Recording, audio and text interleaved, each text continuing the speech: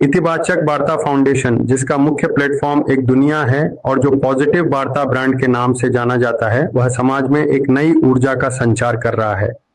इसका city office Durgapur में स्थित है। आज मेरी इनसे पहली मुलाकात हुई है और यह देखकर बहुत अच्छा लगा कि ये लोग कितनी निष्ठा और समर्पण के साथ काम कर रहे हैं।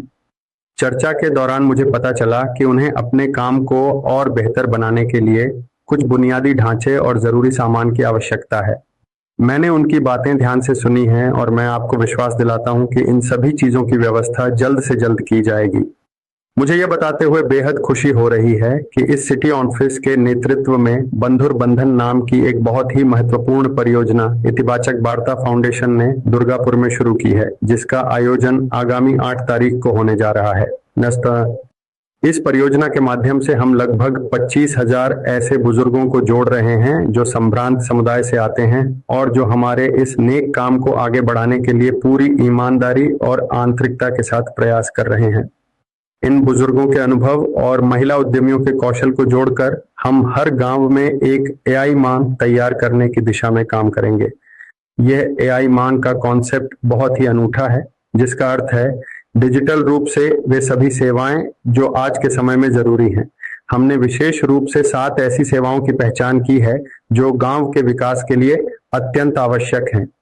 हमारा लक्ष्य है कि उस गांव का हर एक व्यक्ति इन सेवाओं का लाभ उठा सके और इसके लिए ये एआई मान पूरी तरह से सहयोग करेंगी। अब सवाल यह उठता है कि इस पूरे काम में उनकी भूमिका क्या होगी और वे किस तरह से लोगों की मदद करेंगी।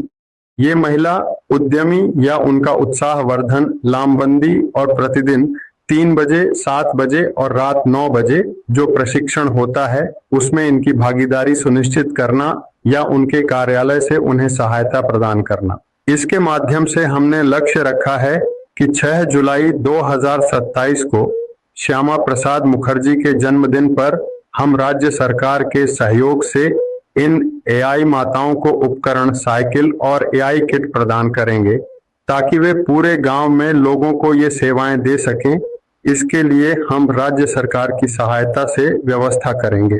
खुशी के साथ सूचित करता हूं कि दीनदयाल उपाध्याय की जो सोच अंत्योदय और एकात्म मानववाद की है, उस सोच को लागू करने के लिए प्रधानमंत्री की डिजिटल भारत की सोच के माध्यम से और राज्य सरकार के मुख्यमंत्री की सुशासन के साथ ईमानदारी से काम करने की मानसिकता के साथ हम सुविधा प्रदाता, फैसिलिटेटर के रूप में काम करते हुए निश्चित रूप से पश्चिम बंगाल में इन सेवाओं को हर गांव के लोगों तक पहुंचाने के लिए हमारा यह फाउंडेशन या इतिबाचक वार्ता एक सकारात्मक भूमिका निभाएगा।